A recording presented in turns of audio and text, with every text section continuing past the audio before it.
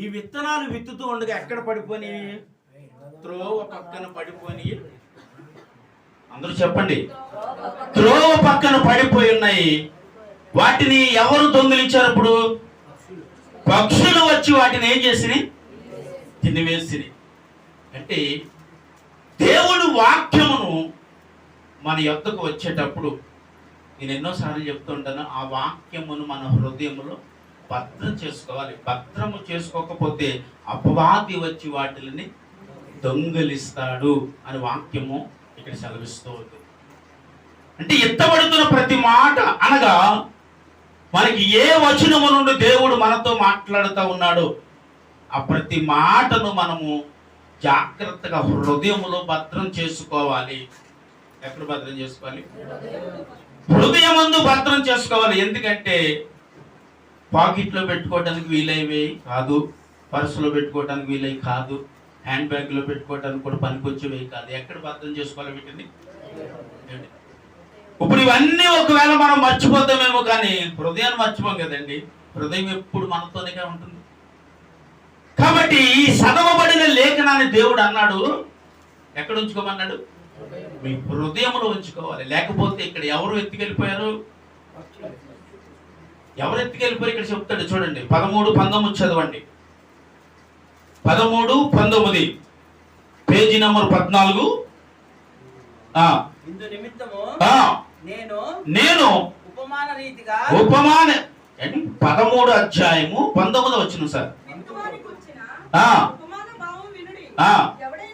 ఎవడైనను రాజ్యమును గూర్చిన వాక్యము వినయు గ్రహింపక ఉండి దుష్టుడు వచ్చి వారి హృదయములో విత్తబడిన దానిని వెత్తుకుని పోవును. చెప్పు. త్రోవ పక్కను విత్తబడిన వాడు వీడే. దేవుడికి స్తోత్రం. హల్లెలూయా. ఇప్పుడు దేవుని వాక్యము మన హృదయంలో నుంచి ఎవరు తీసుకెళ్ళిపోయారండి? ఎక్కడి నుంచి దొంగిలించాడు వీడు? మీ పాకెట్ నుండి కాదు, హ్యాండ్ బ్యాగ్ నుండి కాదు, మీ చేతిలో ఉన్న వస్తువులాగా వాడు దొంగిలించలేదు. ఎక్కడి నుండి దొంగిలించబడ్డాది అంటే హృదయములో దాయబడిన వాక్యమును దుష్టుడు వచ్చి ఏం చేస్తున్నాడు? వెతికెళ్ళిపోతున్నాడు. అంటే ఒక మనిషి హృదయములో దాయబడిన వాక్యమును దుష్టుడు ఎలా ఎత్తుకెళ్ళిపోతున్నాడండి? దుష్టుడు ఎత్తుకెళ్ళిపోవటానికి ఎలాంటి అవకాశం ఇక్కడ ఉంది అంటే, ఇవి తో పక్కన పడి ఉన్న విత్తనాలు కాబట్టి దుష్టుడు ఎత్తుకెళ్ళిపోవటానికి అవకాశము. అంటే మన హృదయంలోనికి వచ్చిన వాక్యమును ఎక్కడ విడిచిపెట్టేస్తున్నాం మనం? దేవుని మందిరం బయటికి వెళ్ళినప్పుడే విడిచిపెట్టేస్తున్నాం. దేవుని మందిరము దాటిన వెంటనే, ఈరోజు వాక్యం దేనికోసం మాట్లాడామంటే కొంతమందికి అసలు వాక్యమే గుర్తుండదు. కొంతమంది దేవుడి వాక్యాన్ని చెప్పినది చాలా జాగ్రత్తగా వినగలరు. కానీ ఇక్కడ త్రోవ పక్కన పాడవేసి వాడికి ఆ వాక్యము ఎవరు ఎత్తుకెళ్ళిపోతారండి? అంటే దానిని జాగ్రత్త చేయకపోతే ఎవరు ఎత్తుకెళ్ళిపోయారు? దేనిని జాగ్రత్త చేయాలి మనం? దేవుడి వాక్యాన్ని చాలా జాగ్రత్త చేయాలి. ఎక్కడ జాగ్రత్త చేయాలండి? అది దేవుని వాక్యమును హృదయములో జాగ్రత్త చేయాలి. మరి ఇక్కడ వాక్యం కూడా ఎక్కడుందని రాయబడింది? హృదయములోనే ఉంది. కానీ హృదయం నుంచి ఎవడు తీసుకెళ్ళిపోయాడు? దుష్టుడు దానిని ఎత్తుకుని వెళ్ళిపోయాడంట. దేవునికి స్తోత్రం. హల్లెలూయా.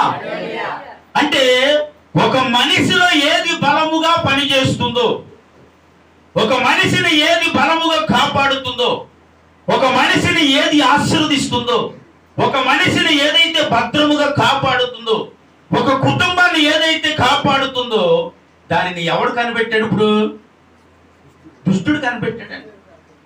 మానవులుగా పిలువబడుతున్న మనము గుర్తించలేకపోతున్నాం. కానీ ఇక్కడ దుష్టుడు గుర్తించాడు. ఏమనంటే, ఈ వాక్యము వాళ్ళ హృదయంలో ఉంటే వాళ్ళు ఏమవుతారు? ఆశీర్వదింపబడతారు. ఈ వాక్యము వాళ్ళ హృదయంలో ఉంటే ఏమవుతారండి? నెమ్మది పొందుకుంటారు. ఈ వాక్యము వారి హృదయంలో ఉంటే ఎలా ఉంటారు? సమాధానకరంగా ఉంటారు. ఈ వాక్యము వారి కుటుంబంలో ఉంటే ఆ కుటుంబమే ఒక ఆశీర్వాదకరమైన కుటుంబంగా ఉంటుందని ఎవరు తెలుసుకున్నారు? దుష్టుడు తెలుసుకున్నాడు. ఏంటంటే ఒక మనిషి హృదయంలో వాక్యం ఉంటే ఆ మనిషి ఆశీర్వాదకరంగా ఉంటాడండి. ఒక హృదయంలో దేవుడు వాక్యం ఉంటే ఆ వ్యక్తి బలవంతురాలుగా ఉంటుందండి. ఒక మనిషి హృదయంలో దేవుడి వాక్యము ఉంటే ఆయన నెమ్మది పొందుకుంటాడండి, శాంతి పొందుకుంటాడు, సమాధానం పొందుకుంటాడు అని మనకంటే ముందు గ్రహించిన వాడు అపవాది. ఎవరు గ్రహించాడు? అపవాది గ్రహించాడు. నేను అంటున్నాను, ఈరోజు ఆ గ్రహింపు వాక్యం వింటున్న మనకు కావాలి. ఎవరికి? ఈ వాక్యము వింటున్న ఆ గ్రహింపు మనకి ఉండగలిగితే ఈ వాక్యమును మనం చాలా జాగ్రత్తగా హృదయంలో భద్రం చేస్తాం. ఎవరి దగ్గరికి వెళ్ళిపోకుండా, ఎవరు ఎత్తుకెళ్ళిపోకుండా, ఎవరు నీ దగ్గర నుంచి తీసేసుకోకుండా, దుష్టుడు దొంగలించకుండా, వాడు నీ నుండి ఆ వస్తువుని తీసుకెళ్ళిపోకుండా. అది వస్తువు కూడా కాదు కదండి, వస్తువు కూడా కాదు, నిన్ను నన్ను పరలోకం చేర్చే మార్గం అండి వాక్యం. దేవునికి స్తోత్రం.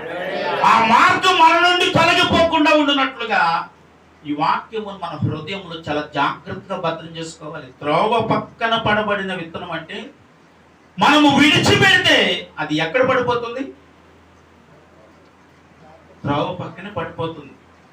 మనం వాక్యాన్ని మరిచితే అది ఎక్కడ విన్నామో అక్కడే పడిపోతుంది. అందుకే దాన్ని ఏమన్నాడంటే త్రోవ పక్కన విడిచిన విత్తనం. ఒకవేళ త్రోవ పక్కన వాక్యాన్ని మనం విడిచిపెట్టేస్తే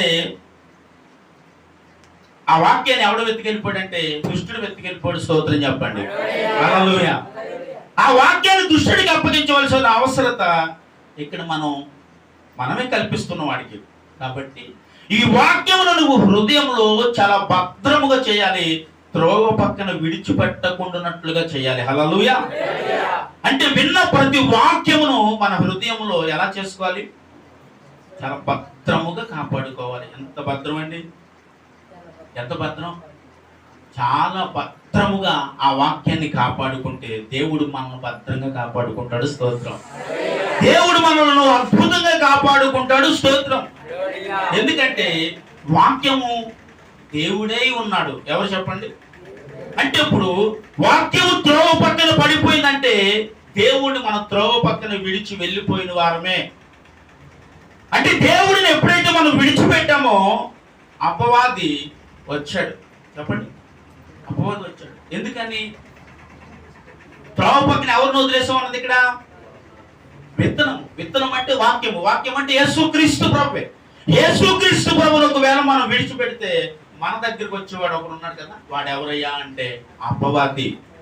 నేను అన్నాను కదా, వాడు మనకంటే హెల్ప్గా ఉంటాడు, మనకంటే చాలా జాగ్రత్తగా ఉంటాడు. ఏ విషయంలోనంటే మనల్ని పాడు చేసే విషయంలో, చెడిపే విషయంలో వాడు చాలా జాగ్రత్త మనల్ని ప్రతి క్షణము కనిపెడుతూనే ఉంటాడు. స్తోత్రం చెప్తాను. హల్లెలూయా.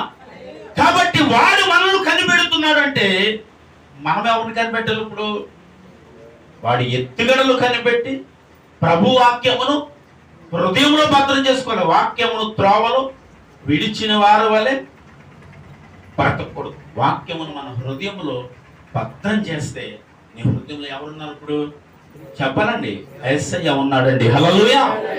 ఇప్పుడు మన హృదయంలో ఎవరున్నారయ్యా అంటే యేసుక్రీస్తు ప్రభువే.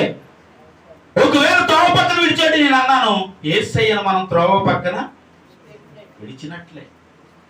కానీ యేసయ్యను మనం వాక్యం అంటుంది నీ హృదయములో వాక్యాన్ని భద్రం చేయాలి. కాబట్టి ఇప్పుడు త్రోవ పక్కన విడిచిన విత్తనం అయింది కదా, ఇంకొక మాట కూడా ఉందో చూద్దాం. చూడండి, 5:6 వచ్చిన చదవండి. 5:6 13వ అధ్యాయములు 5:6. ఇటమ్మా కొన్ని చాలా మన్ను లేని రాతి నేలను పడెను, అక్కడ మన్ను లోతుగా ఉండనందున అవి వెంటనే మొలిచెను. గాని సూర్యుని ఉదయించినప్పుడు అవి మాడి వేరి లేనందున వెండిపోయెను. స్తోత్రం చెప్పాలి. ఇప్పుడు ఇవి ఎక్కడ పడ్డాయండి? ఈ విత్తనాలు రాతి నేలను పడ్డాయి. రాతి నేలన పడిన విత్తనము ఎందుకు ఫలించలేదు? ఒక బండ మీద చెట్టు ఎత్తి మొలుస్తుందా? ఒక బండ మీద ఎంత గోయి తీసి మిషన్లతో మీరు కోసి ఒకవేళ వేసినా మనం ఎంతవరకు గోయ తీయబడ్డామో అంతవరకు అది ఉంటుంది, కానీ వేరుని వెళ్ళనిచ్చే అవకాశము దానికి ఉండదు. ఇది ఎక్కడ పడిన విత్తనమే అంటే ఎక్కడ పడిందని రాయబడింది? రాతి నేల అండి. రాతి నేల. ఏమి నేల? అప్పుడప్పుడు ప్రార్థన చేస్తాం కదా, నాయన రాతి గుండెను తీసి ఏమి ఇవ్వాలి? మాంసపు గుండెను నాకు దయచేయి అమ్మ అడుగుతున్నారా? ఎందుకంటే ఒకప్పుడు మన లోకంలో ఉన్నప్పుడు మనకి ఏమి గుండెలు ఉన్నాయంటే రాతి గుండెలే. ఏ విషయంలో నువ్వు కరిగి ఉండవు, ఏ విషయంలోని నువ్వు దేనికి జాలిపడి ఉండవు, ఏ విషయంలోని నువ్వు నీ ప్రవర్తన కానీ మృదువైనగా ఉండున్నావు. కానీ వాక్యము శుద్ధి వంటిది కాబట్టి అది ఎటువంటి బండనైనా ఏం చేస్తుందంట? చీల్చుతుంది. చీల్చి వాక్యమును మొలవటానికి సహాయం చేయగలదు. కానీ ఇక్కడ రాతి నేలన పడిన విత్తనము అక్కడ లోతుగా ఏమి లేదు. ఇప్పుడు మన్ను లేనందరూ మరి అది ఏమైంది? మొలిచిందండి. కానీ చెప్పాలి ఏమైంది? అది సూర్యుని ఉదయించగానే ఆ వెంటకి వెంటనే మాడిపోయిందంట. హల్లెలూయా. సూర్యుడు ఉదయించగానే ఆ కిరణం ఎప్పుడైతే ఆ మొక్క మీదకి వచ్చిందో వెంటనే ఏమైందండి? ఎందుకు ఒక మొక్క ఎందుకు చచ్చిపోయిందండి? వేరులో ఏమి లేదంట? బలము లేదు. వేరులో ఏమి లేదంట? నీరు లేదు. వేరులో ఏమి లేదండి? మట్టిలో ఉంటేనే ఏరు ఫలిస్తుంది. రాతి నేలలో ఉంటే ఆ వేళ్ళు పాకవండి. ఇప్పుడు నేలలో మొక్క వేసేటప్పుడు మనం కంప్యూటర్లో ఎప్పుడైనా చూస్తూ ఉంటాం కదండి, ఆ వేళ్ళు ఎలా పాకుతూ ఉంటే మట్టిలో నిజంగా నాకు పాకుతూ ఉంటాయి. ఆ వేళ్ళు పాకుతూ ఉంటేనే ఆ మొక్క ఏమవుతుందండి? కొన్ని మొక్కలు ఉంటాయి వాటర్స్, అవి ఏం చేస్తారు? ఎక్కడ వేస్తారండి? ఎందులో వేస్తారమ్మా? కుండీలు వేస్తారు. అది కుండీలో ఉన్నంత వరకు మొక్క ఏదో కొద్దిగానే ఎదుగుతుందేమో తప్ప బాగా పెద్దదిగా ఎదగదు. ఎందుకని? అది వేళ్ళు పాకడానికి అవకాశము అందులో. ఆ కుండీకి ఎంత సరిపడగా వేళ్ళు పాకుతాయో అంత మట్టికి ఆ మొక్కను ఎదుగుతుంది. ఇంత మొక్క ఉన్నామంటే ఇంత అయిందని చెప్పగలం. అదే మొక్క తీసి ఎదగాలంటే ఎక్కడ వేస్తామండి? కుండీని తీసి కుండీలో నుంచి బయటికి వేస్తాం, అంటే నేలలో వేస్తాం. అప్పుడు వేళ్ళ పాకుతున్నాయి కాబట్టి మొక్క ఏమవుతుంది అంటే రాతి నేలలో ఉంటూ వేళ్ళ వెతకలేదు, నేల మీద వేస్తే వేళ్ళు ఏమైనాయండి?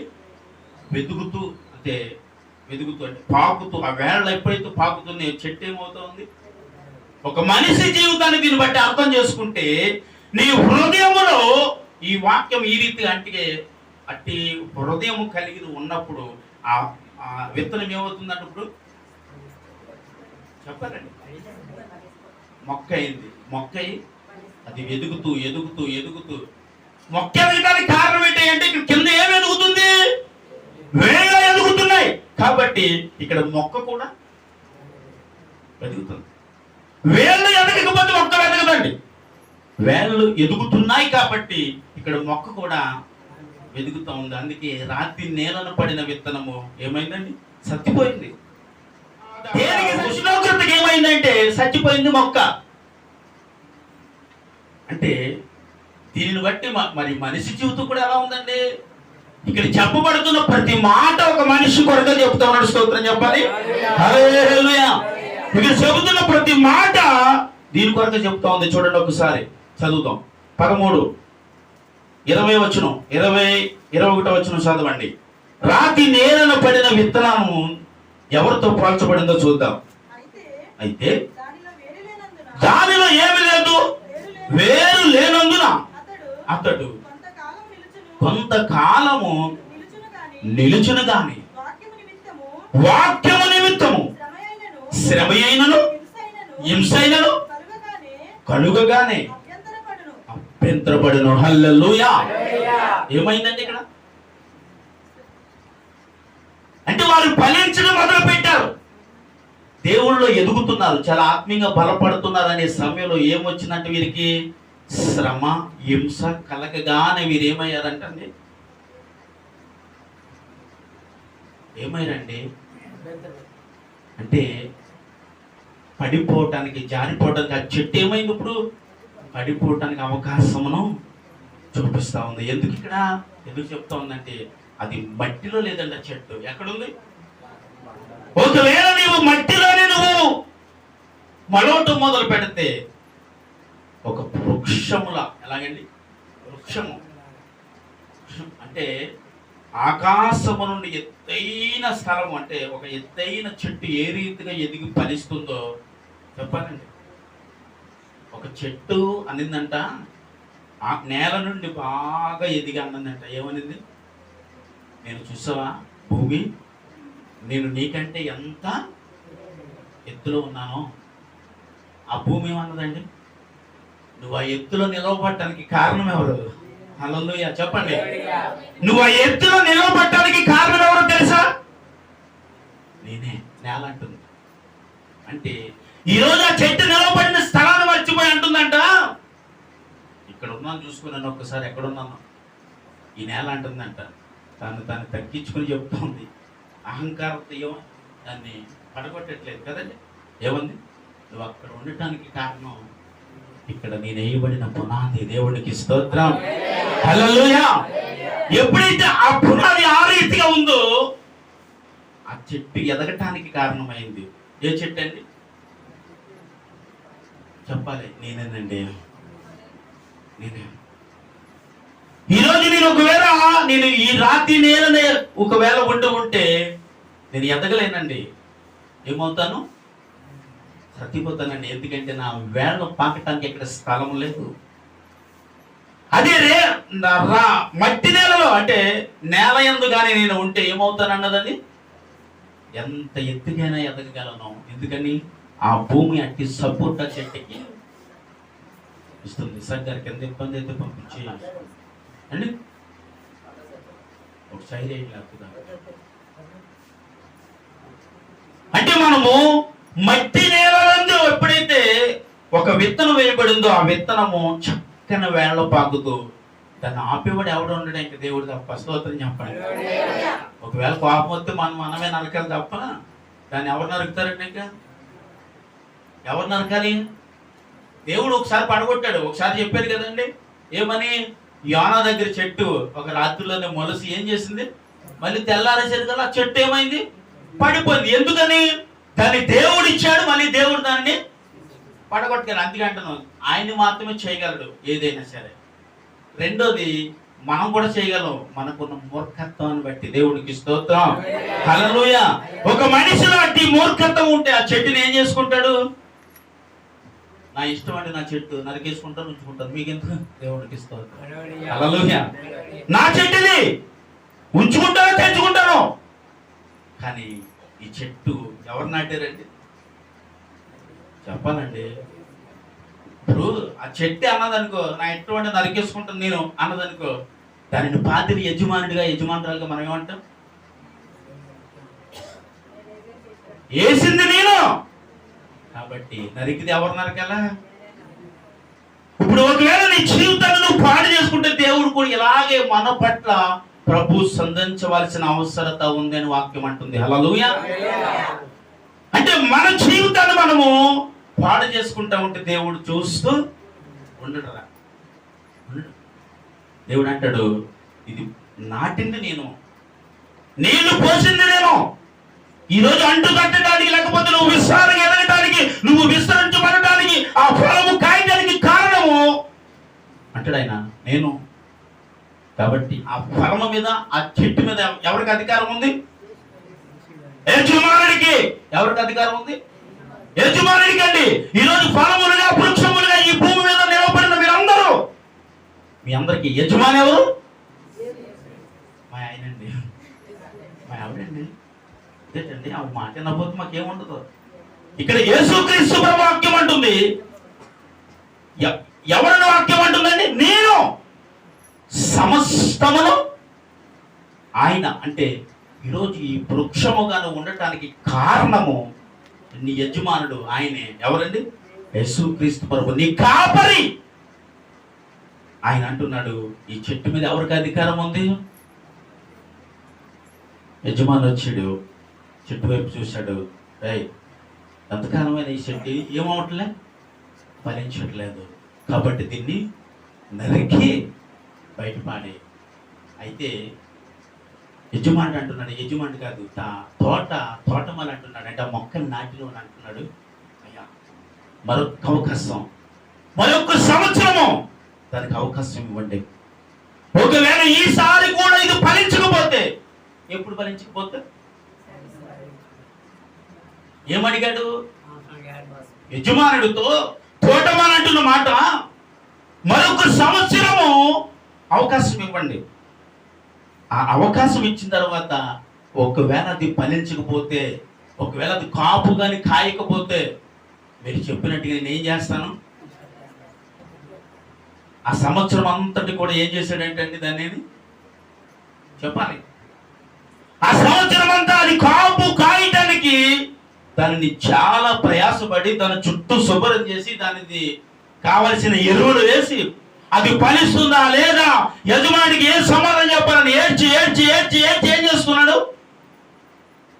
ఇప్పుడు అది ఫలించింది, ఏం చేస్తాడు? ఇప్పుడు దాని యజమానుడు చూసి ఆశ్చర్యపడ్డాడు. ఏమంటాడు ఇప్పుడు?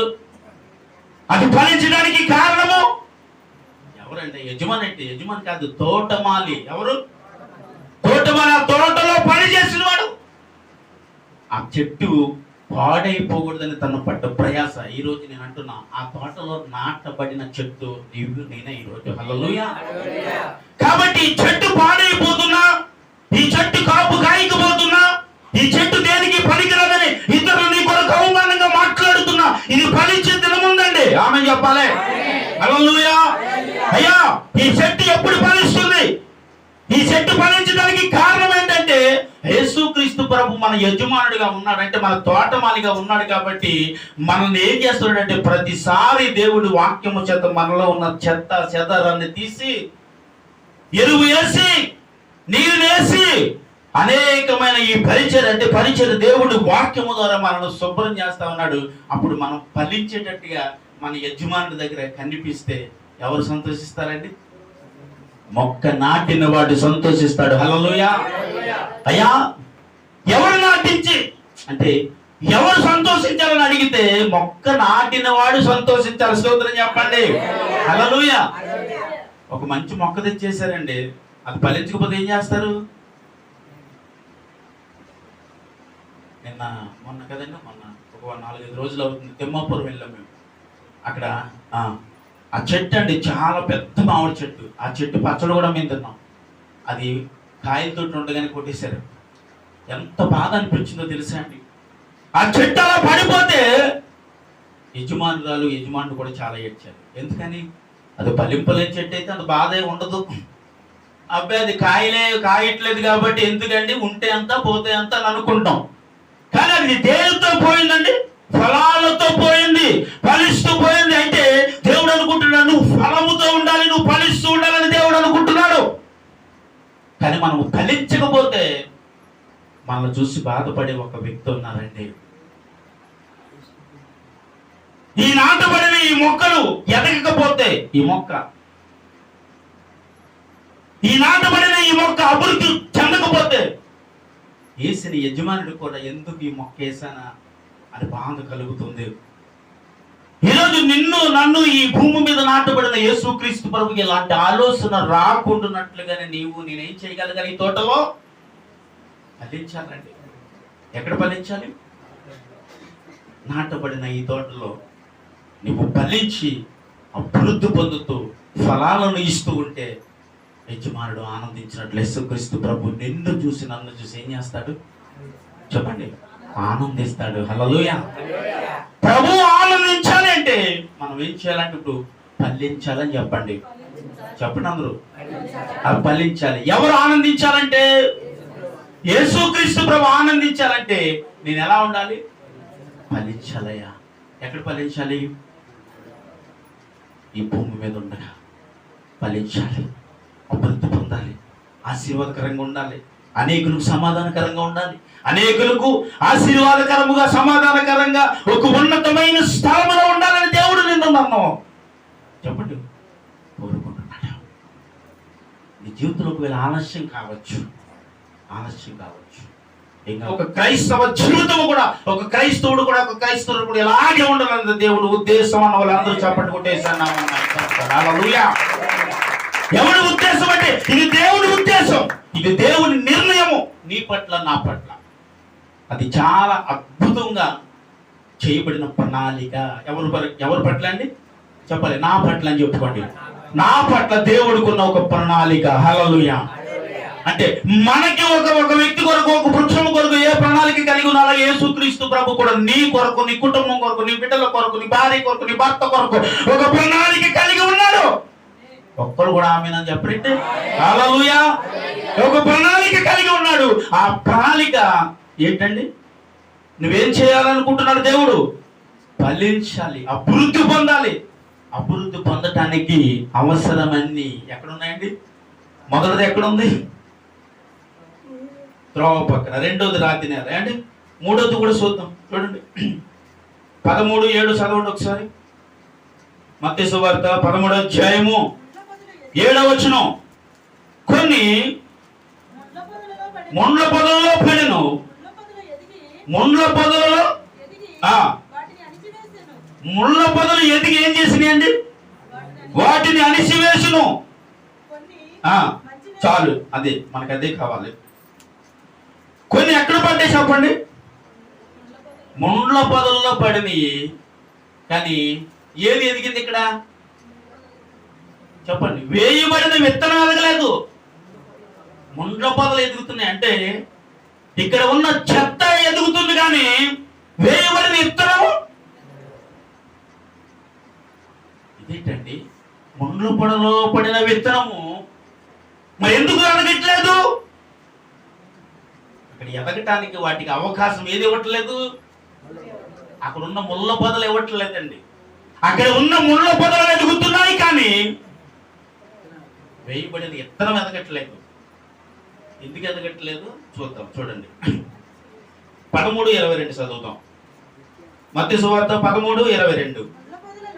ముండ్ల పొదలో విత్తబడిన వారు ఎవరండి? వాక్యము వినువారే కాని ధనమోహమును ఏమండి? ఆ వాక్యం ఏం చేసిందండి? ఎక్కడ పడిన విత్తనం అండి? అంటే కొన్ని లోక సంబంధమైన ఆశలు, కొన్ని లోక సంబంధమైన క్రియలు ఏం చేసినాయి అంట చెప్పండి? దేని ఒక మనిషి జీవితాన్ని సివేసింది. అంటే ముండ్ల పొదలకు సాదృశ్యం అంటాను. లోకంలో ఉన్న కొన్ని ఆశలు, శరీరాశలు, శరీర క్రియలు, మనిషి తలాంతులు, అబద్ధపు మాటలు, అబద్ధపు క్రియలు, అనేకమైన శాపకరమైనవన్నీ ఇక్కడ ఉండటం ఇదేమైందంట?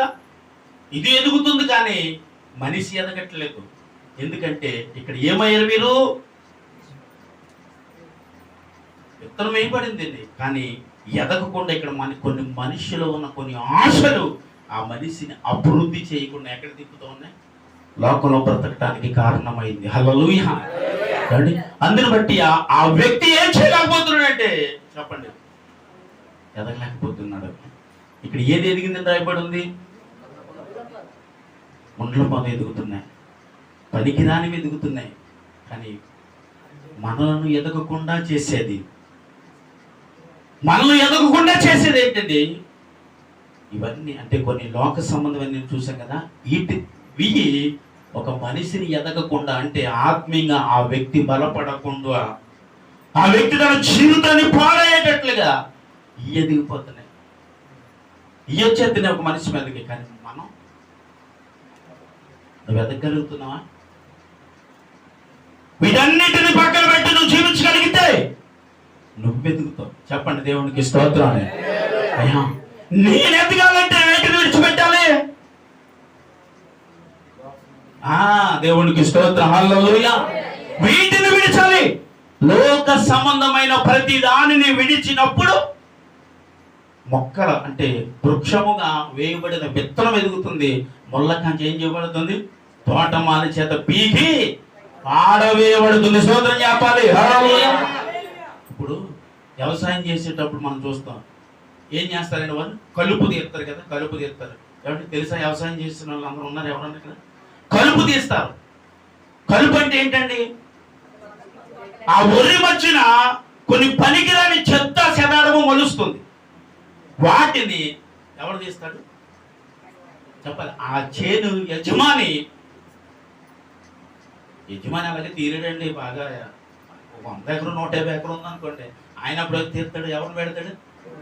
స్తోత్రం చెప్పాలి. హల్లెలూయా. అడుగు పనివాడు. హల్లెలూయా. ఏమండి, ఆయన పెట్టిన పనివారు ఏం చేస్తారండి? ఆ కలుపును తీయటానికి ఈరోజు ఈ వాక్యమును ఇక్కడ విస్తరింపబడటానికి కారణమవుతుంది. స్తోత్రం చెప్పాలి. హల్లెలూయా. ఏమండి, అంటే ఆ కలుపు తీయడం అంటే లోక సంబంధమైన వాటిని బైబిల్ వాక్యము ద్వారా బయటికి చప్పట్లు కొట్టాలప్పుడు వాటిని బయటికి తీయాలి. దేవుడికి స్తోత్రం. హల్లెలూయా. ఏమండి, దేని ద్వారా బయటికి తీయాలి? దేవుని వాక్యము ద్వారా. దేవుని వాక్యము ద్వారా యజమానుడు ఆ కలుపును తీసి అప్పుడు అంటాడు, చెప్పండి, ఈ సంవత్సరం పంట ఎలా వస్తుంది చెప్పాలండి. ఈ సంవత్సరం పంట చాలా బాగా వస్తుందండి. భయంకరం గాలితో పని వచ్చింది. ఏమైంది? అబ్బా, ఆ రైతు ఏమనుకున్నాడు, ఈ సంవత్సరం అయినా అంటే 100 ఎకరం 200 ఎకరం బాధ లేకపోవచ్చేమో, కానీ 1 ఎకరము 2 ఎకరాలు 3 ఎకరాలు ఉన్నవారు అనిపిస్తుంది. నా భార్య కొన్ని సరుకులు అంటే మనం అంటాం కదండి, తాడు తాకట్టు పెట్టేవాడి, అవి తాకట్టు పెట్టేవాడి. ఏం చేసాం? వ్యవసాయాన్ని. ఎంతమంది రైతులు లేరండి ఇలాంటి వాళ్ళు.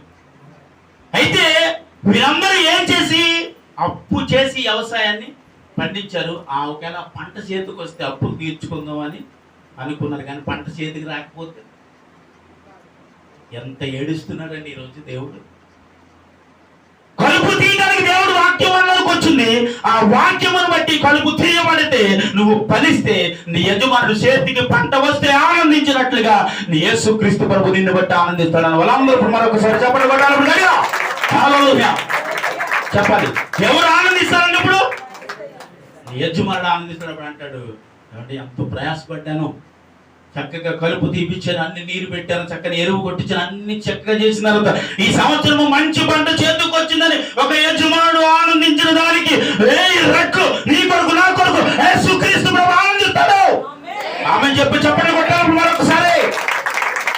యేసుక్రీస్తు ప్రభువు నిన్ను బట్టి నన్ను బట్టి ఆనందించాలంటే కలుపు తీయబడిన పంట ఏ రీతిగా చేతికి వస్తుందో, ఏమండి, ముళ్ళ పొదలు తొక్కి ఆశీర్వాదకరమైన ఒక చెట్టు ఫలిస్తే ఒక యజమాని ఆనందిస్తాడు.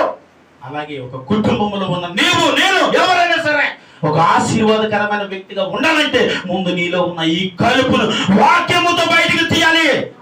హల్లెలూయా. అలా తీయగలిగినప్పుడే నిన్ను చూసి నీ యజమానుడు ఆనందిస్తున్నాడు. నిన్ను చూసి ఎవరు ఆనందిస్తున్నాడు? నువ్వు చెప్పాలి. ఇప్పుడు నన్ను బట్టి యేసయ్య ఆనందిస్తున్నాడు అండి. హల్లెలూయా.